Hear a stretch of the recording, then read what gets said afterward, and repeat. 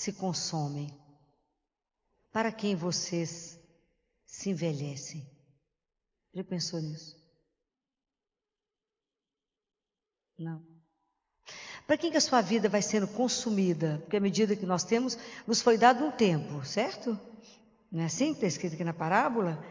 Deus pega a vinha, planta, protege, viaja.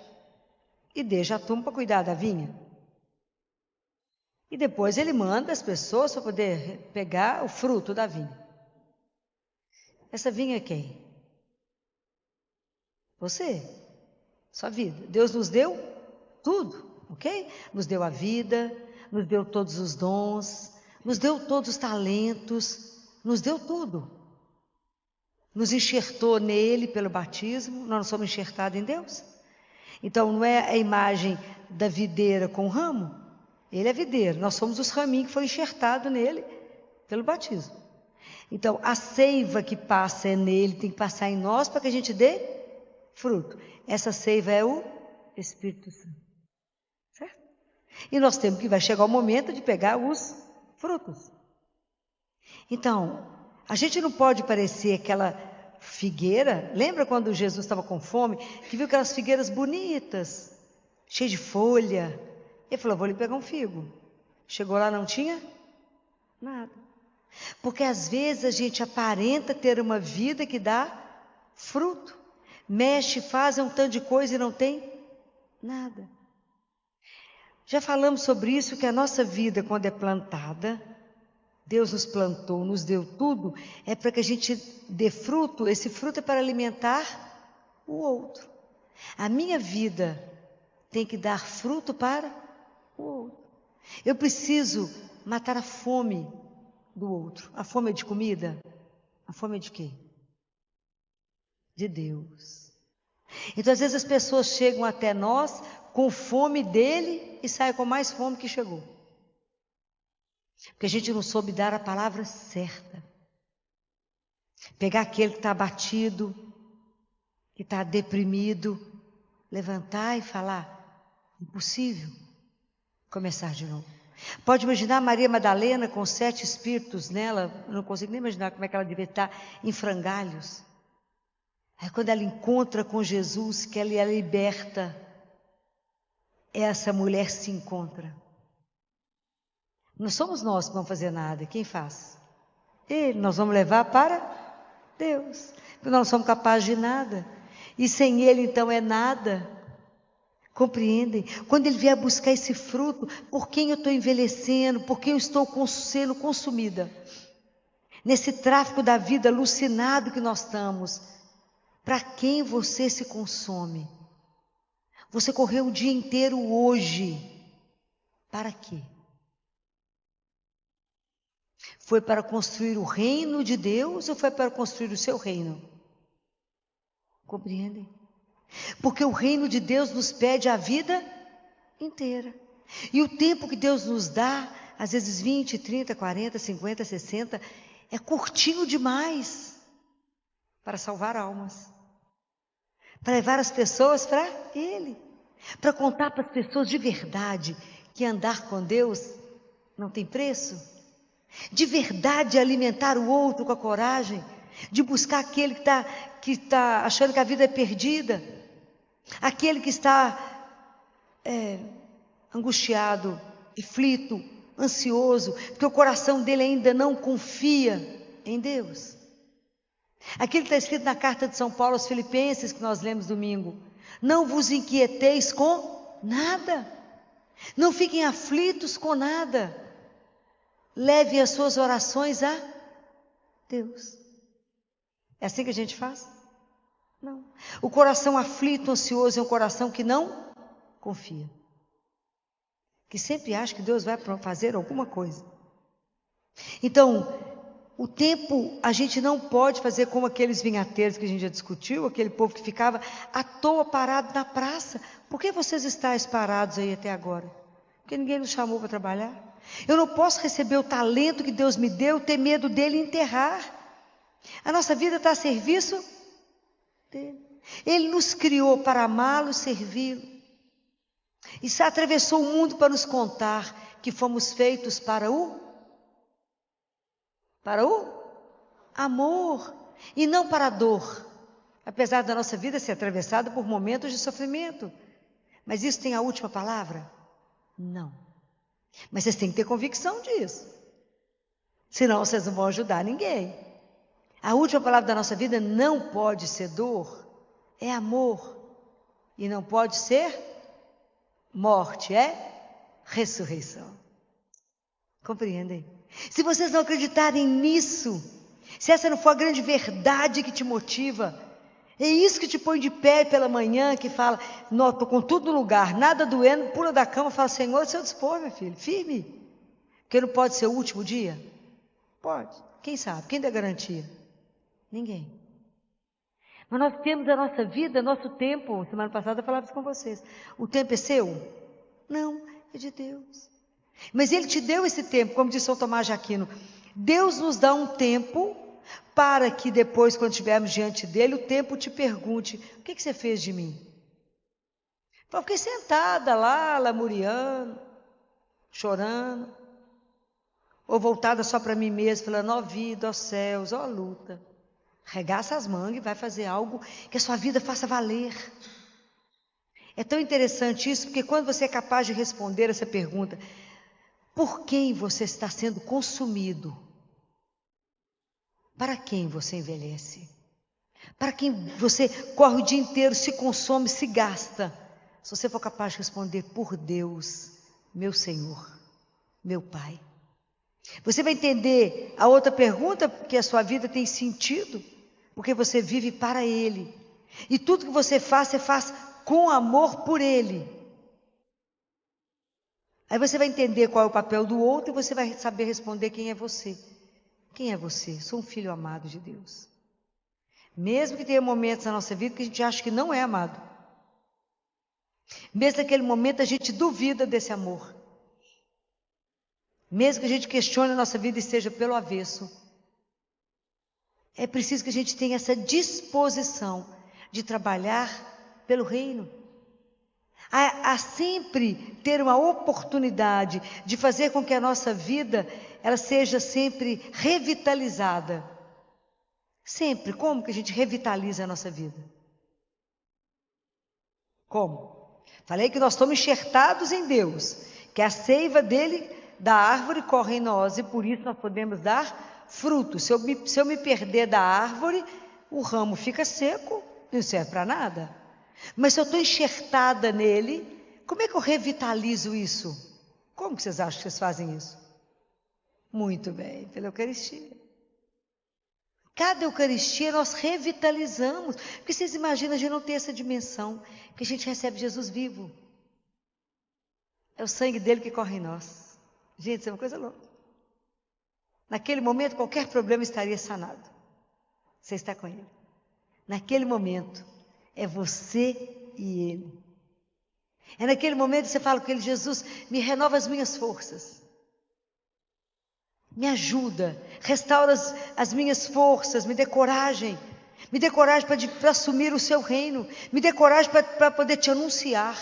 Mas muito mais com a minha vida do que com a minha palavra. Me dê coragem de estar presente na vida do outro. Me dá coragem de encontrar algum Zaqueu, né? Fala, desce, Zaqueu, Deus quer te encontrar hoje, meu filho, desce dessa árvore aí. Volta, Zaqueu, para sua casa, não é assim? Foi isso que Jesus falou com ele? Hoje eu estarei na sua casa, Zaqueu, sai da árvore, volta para casa. Volta para sua casa. Volta para dentro de você, reveja seu caminho e reveja por que você está onde você está desperdiçando tanta energia, que às vezes no fim do dia você está morto. E fala, eu fiz o que mesmo hoje? Correu para? De verdade, será que as coisas de Deus nos preocupam? Será que de verdade eu levanto de manhã e penso assim, eu preciso não perder nenhum minuto do meu tempo. Hoje eu não posso perder nenhum segundo, porque o tempo é muito curto. Imagina o dia de hoje já está acabando. Ontem já passou. Será que hoje eu conquistei alguma alma para Ele? Será que hoje eu consegui levar para alguém? Será que de verdade eu me sinto compromissada com Deus? Vocês se sentem compromissadas com Ele? Vocês se sentem que essa missão, que nós continuamos essa missão corredentora de Jesus no mundo? Ou não? Não? Fala, não, filho, só vem à missa e está ótimo. Aí vem aqui no grupo de oração, você dá uma chacoalhada na gente, a gente vai embora, chega na porta e esqueceu. Nós continuamos a missão corredentora de Jesus. Nós não somos cristãos. Por que surgiu o nome de cristão? Porque quando as pessoas viram os cristãos, falaram como é que eles se parecem com Cristo, passaram a ser chamados de cristão. É assim. Então, nós precisamos de nos sentir corresponsáveis com o outro, com a salvação do outro. O que Nossa Senhora falou numa das últimas aparições lá em Fátima? Que muita gente ia para o inferno porque as pessoas não aceitavam fazer nenhum sacrifício para que o outro não fosse para o inferno. É uma realidade, né? Que a gente pula, mas é verdade. Será que eu estou disposta a fazer um jejum pelo outro que não crê? Pelo outro que está morrendo numa situação difícil, que tem risco? Será que um sacrifício, então, os meninos, né, a Jacinta, ela pegava umas frutinhas que tinha um monte de espinho, apertava na mãozinha e andava com ela e falava com Jesus, para que ninguém possa, para que pelo menos uma pessoa não vá ao inferno hoje. Porque ela ficou muito apavorada, foi o que mais deixou ela mexida, era o inferno. Tanto que quando ela estava doente, ela falou com Jesus, eu ainda dou conta de sofrer mais um pouquinho, para que algumas almas não possam ir para o inferno. Então ela foi transferida de Fátima para Lisboa sozinha, sem a mãe e sem o pai. Claro que não sozinha, porque Deus não ia abandoná-la. Já Francisco ficou impressionado com a tristeza de Jesus e ele falava, eu vou fazer companhia para ele o dia inteiro. Compreende? Essa é uma realidade. Então nós precisamos, se o seu coração já foi domado, se você já, é tão interessante que Jesus fala que o reino vem em nós com violência. Por que ele está falando isso? Vocês acham que é porque ele quer o sofrimento, ele quer a morte, ele quer que a gente se machuque nisso? O que ele está querendo dizer? Que nós precisamos ser lapidados, convertidos. Eu tenho que diminuir meu ego, diminuir o eu, para que Jesus cresça. Vocês podem imaginar o que foi a vida daqueles apóstolos? Que eram homens do mar, sabiam pescar, mas nunca andaram sobre as águas. Que sabiam amontoar pão, mas nunca imaginou que podia multiplicar. Pode imaginar como é que Jesus transformou? Pode imaginar o que ele pode fazer através das suas mãos, do seu olhar, do seu sorriso, do seu andar? Então, cada um de nós tem uma responsabilidade na construção do reino de Deus. É essa vinha que eu não posso desprezar, que sou eu. Se o Senhor hoje me chamar, qual o fruto que eu dei? De fé, de coragem. Peguei alguém e disse para alguém, não desista. Não desista. Deus tem um projeto na sua vida. Tem umas coisas que acontecem com a gente que é muito interessante, né? Não sei se tem 1 ano ou 2.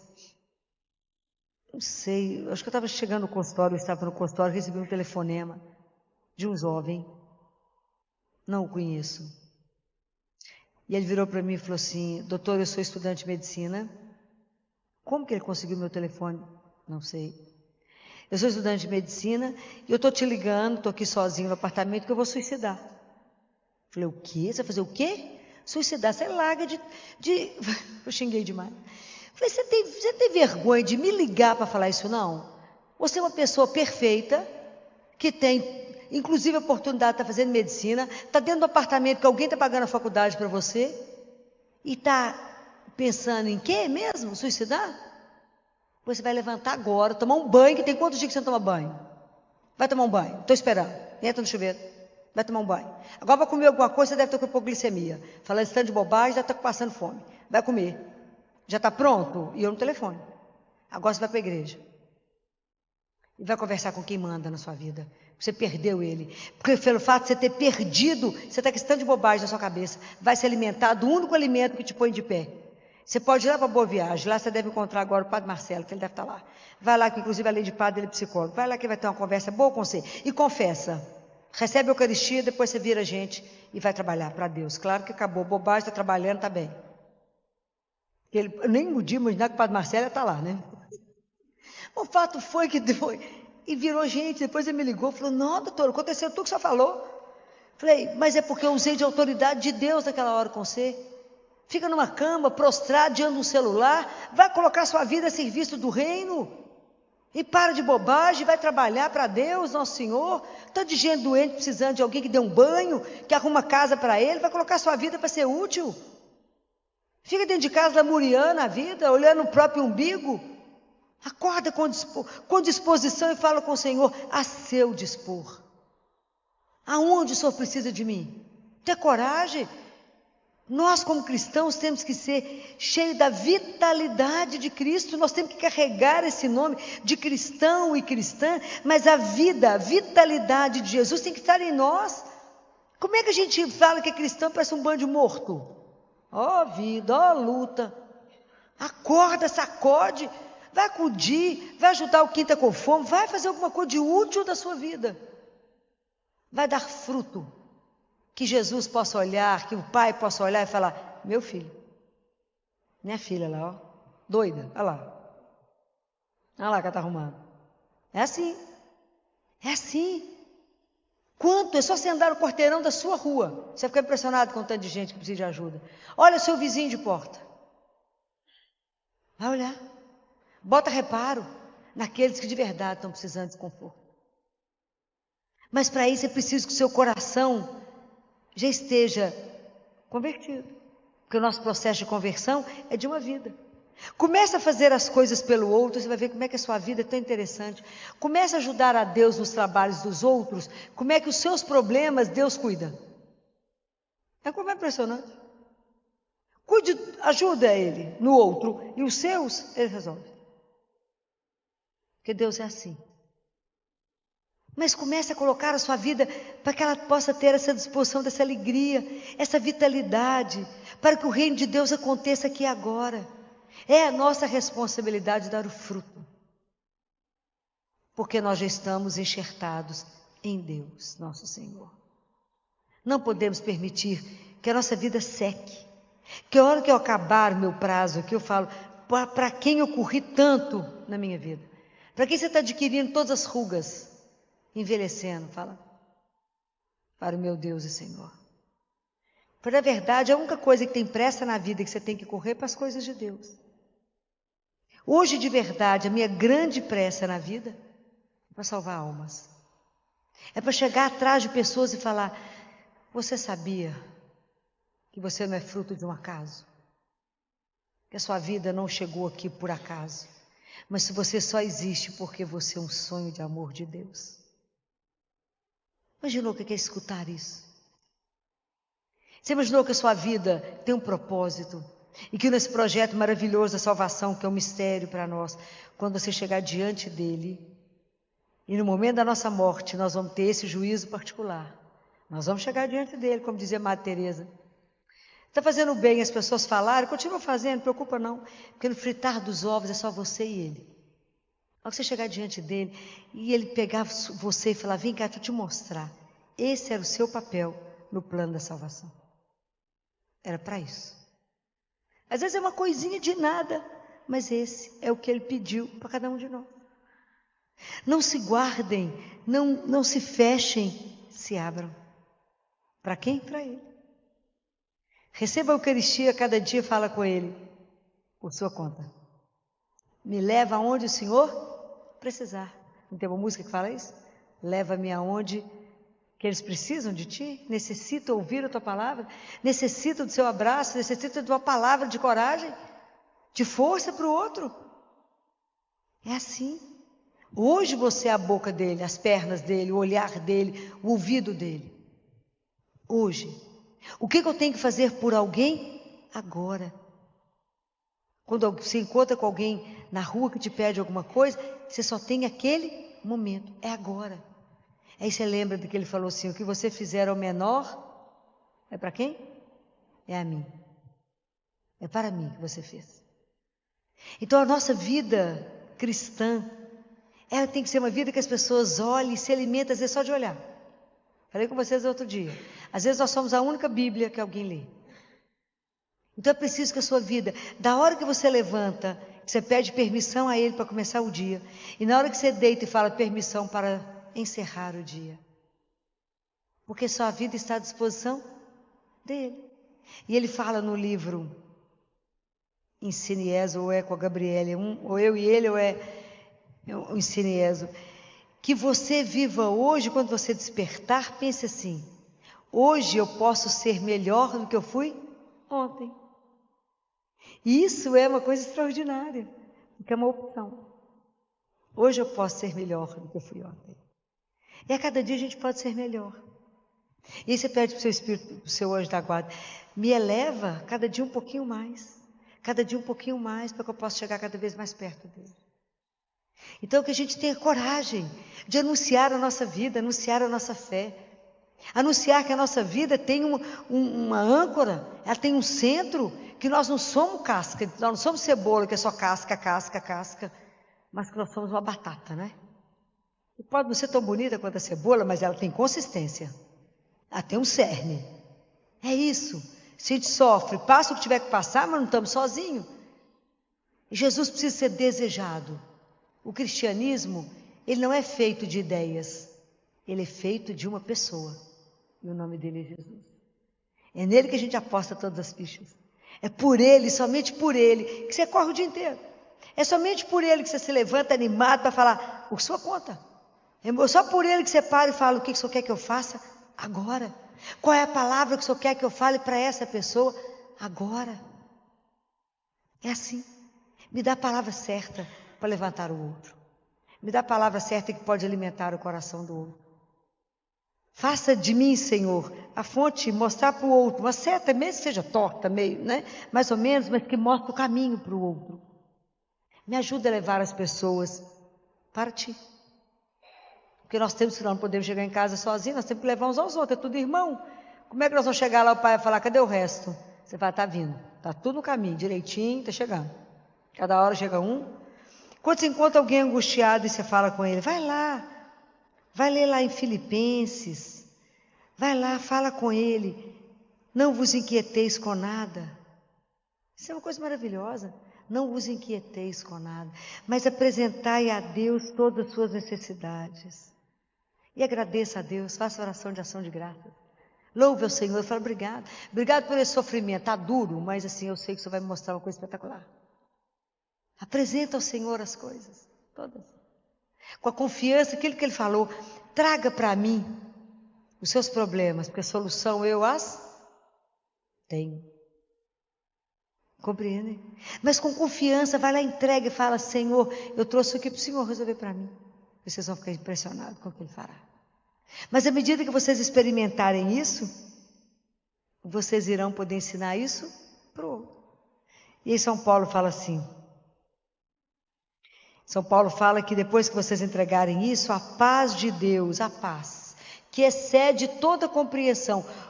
A situação que você está vivendo é uma situação dificílima, mas você está em paz. Essa paz vem de quem? De Deus. Da certeza que a gente não está sozinho. Da certeza que Ele está cuidando de tudo, inclusive das nossas dores. É uma paz. Né? É paz. E ele fala, excede toda preocupação e a paz de Deus guardará os vossos corações e pensamentos em Cristo Jesus. O dia que a gente entender que a gente passa os sofrimentos, mas a gente passa bem acompanhado. Você podia imaginar que você ia dar conta de sobreviver à morte do seu filho? Da situação como foi? Um jovem como foi? E você está aí na igreja de pé e dando conta de um tanto de coisa. E a vida continua você, seu marido e a família. Por causa de quê? Por causa dele. Que te sustenta a cada? Sem ele é possível? Mas a certeza que você vai encontrar com ele um dia. E que ele vai te ser devolvido. Se a gente não tiver essa certeza na nossa vida, né? Então a gente passa a luta. Chora e anda, anda e chora, mas anda. Por causa de quê? Por causa dele, do Senhor. Que te põe de pé e fala, coragem. Não tenhais medo, porque eu estou convosco todos os dias. E Deus está de verdade conosco. Então essa é a coragem que precisamos de ter. Hoje você já é capaz de falar isso com outra mãe. Você conhece a dor e sabe que é possível continuar o caminho. Não é assim? É possível, né? Sem ele, impossível. Com ele, não deixa de chorar, né? Mas não deixa de caminhar. Né? Então, isso é possível, isso é maravilhoso. Porque Deus não disse que a gente não sofreria, mas Ele disse que a gente não estaria sozinho. Né? E hoje nós temos uma grande intercessora que é Nossa Senhora. Deus não permitiu que o pecado chegasse perto dela. Mas Nossa Senhora não foi poupada da dor, de sofrimentos inexplicáveis. Ela não foi poupada. Então hoje ela para nós é uma escola, porque ela permaneceu fiel a Deus. Então ela pode nos ensinar esse caminho. É ela que intercede por nós. Por isso que eu fico falando, vamos consagrar Nossa Senhora, para a gente aprender a estar agarrada nela, debaixo do manto dela. Falar, vamos mãe, se a senhora parar eu paro, se a senhora andar eu ando. Está difícil a dar colo. Não é assim? Está difícil. Quantas vezes você precisou de colo? É assim? É assim que a gente caminha. Mas se vocês não viverem isso dentro do coração de vocês, vocês darem esse fruto para alimentar o outro, que às vezes naquele dia precisa da sua palavra, de te lembrar, né? Tem hora que a gente tem que lembrar as pessoas assim, Deus existe. Confia nele. Né? E é só para encerrar, esse final de semana que eu estava lá no Instituto Hesed, a gente almoçando, conversando os lanches, a gente estava conversando com o padre Duarte Lara, tinha 4 padres exorcistas, e a gente estava junto, eu, meu marido, e eles, a gente conversando. E alguém perguntou para o padre Duarte Lara, padre, os primeiros exorcismos, o senhor não teve medo? Ele parou, porque ele acompanhou o padre Gabriele à morte, que foi o grande exorcista do Vaticano, durante 10 anos. Né? Então ele parou, olhou para a gente, falou assim, olha a frase que ele disse, o dia que vocês puderem experimentar, vivenciar o poder de Deus, vocês ficarão impressionados. Ninguém em cima de Deus. O poder dele é extraordinário. Então, o dia que a gente puder presenciar isso, ele falou isso, o poder dele é extraordinário. E ele é nosso Pai. De quebra, ele é nosso Pai. Então, nós temos que viver como filho. Há algum pensamento, algum sentimento, alguma dor, alguma coisa que está acontecendo na sua vida que Deus não saiba? Não existe. Ele é seu pai, pede colo quando precisar. Chora com ele se precisar. Mas é nosso pai e o poder dele é extraordinário. É para ele que a gente vive, é para ele que a gente se consome. É porque nós queremos trazer o reino dele para todos. Porque o poder dele é extraordinário. E ele é nosso pai, ele não é meu pai, ele é pai nosso. Ele vai desamparar algum filho dele? Deus Pai fala para Catarina de Siena, Catarina, eu não posso decepcionar um filho que confia em mim. Então, coragem. Pensem e lembrem que vocês são corredentores. Não. Hoje a gente trabalha no sentido de que nós estamos aqui para ajudar o Senhor Jesus a redimir as almas. Nós estamos aqui para ajudá-lo no processo de buscar almas, salvar almas. Corredentora foi Maria com ele.